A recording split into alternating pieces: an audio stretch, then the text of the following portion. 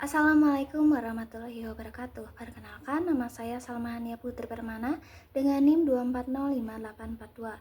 Pada kesempatan kali ini, izinkan saya untuk menyampaikan hasil dari praktikum mengenai gelombang berdiri. Langsung saja kita ke pembahasannya. Yang pertama, terdapat rumusan masalah. Nah, di rumusan masalah ini ada 7 poin yang akan saya sampaikan. Yang pertama, bagaimana cara menentukan panjang gelombang. Yang kedua, bagaimana menentukan cepat rambat gelombang. Yang ketiga, bagaimana hubungan cepat rambat gelombang dengan massa jenis tali. Yang keempat, bagaimana hubungan cepat rambat gelombang dengan tegangan tali. Yang kelima, bagaimana terjadinya gelombang stasioner pada kawat. Yang keenam, bagaimana pengaruh panjang gelombang terhadap panjang tali. Dan yang terakhir, bagaimana pengaruh besar arus terhadap panjang tali. Berikutnya, kita beralih ke tujuan dari praktikum ini. Yang pertama, menentukan panjang gelombang pada sonometer. Yang kedua, menentukan cepat rambat gelombang menggunakan metode statistik dan grafik. Yang ketiga, membuktikan hubungan cepat rambat gelombang dengan massa jenis tali. Yang keempat, membuktikan hubungan cepat rambat gelombang dengan tegangan tali. Yang kelima, menjelaskan terjadinya gelombang stasioner. Dan yang keenam, menjelaskan pengaruh massa jenis. Dan yang terakhir, menjelaskan pengaruh besar arus. Langsung saja kita beralih ke bagian hipotesis.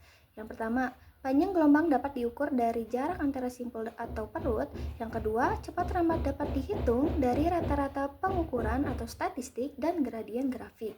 Yang ketiga, cepat rambat berbanding terbalik dengan akar massa jenis. Yang keempat, cepat rambat berbanding lurus dengan akar tegangan. Yang kelima, gelombang stasioner terjadi karena interferensi gelombang datang dan pantul. Yang keenam, medan magnet mempengaruhi simpangan melalui gaya Lorentz.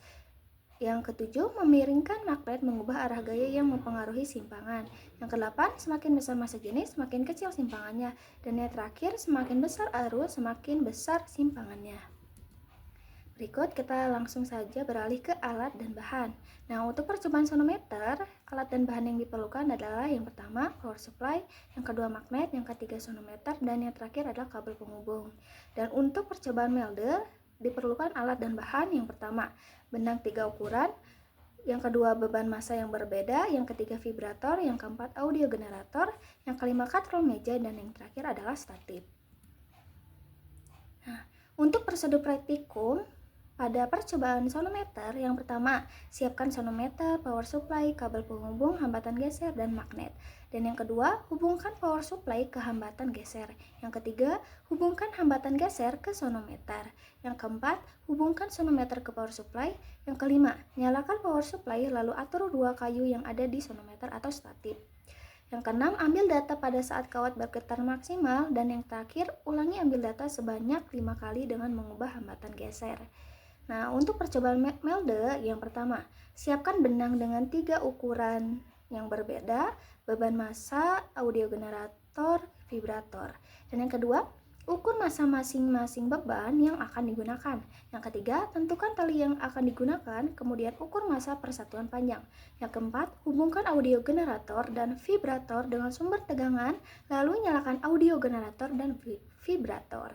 Dan yang kelima, atur frekuensi audio generator, tegangan dawai dan panjang dawai agar pada dawai terbentuk gelombang stasioner. Dan yang keenam, tambahkan beban gantung pada katrol meja. Dan yang ketujuh, hitung banyak gelombang yang terbentuk. Dan yang kedelapan, ulangi langkah 6 dan 7 dengan besar massa yang berbeda-beda. Nah, berikut adalah data percobaan mengenai sonometer. Dan berikut juga adalah data mengenai percobaan sonometer. Dan ini adalah percobaan mengenai percobaan melder.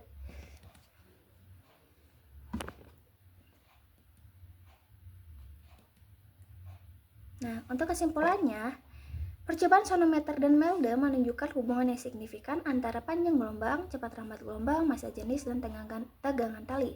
Selain itu, pengaruh medan magnet, posisi magnet, serta besar arus juga memainkan peranan penting dalam karakteristik gelombang yang dihasilkan. Dengan memahami prinsip-prinsip ini, kita dapat lebih mendalami fenomena gelombang dan aplikasinya dalam berbagai bidang fisika. Cukup sekian yang dapat saya sampaikan. Wassalamualaikum warahmatullahi wabarakatuh.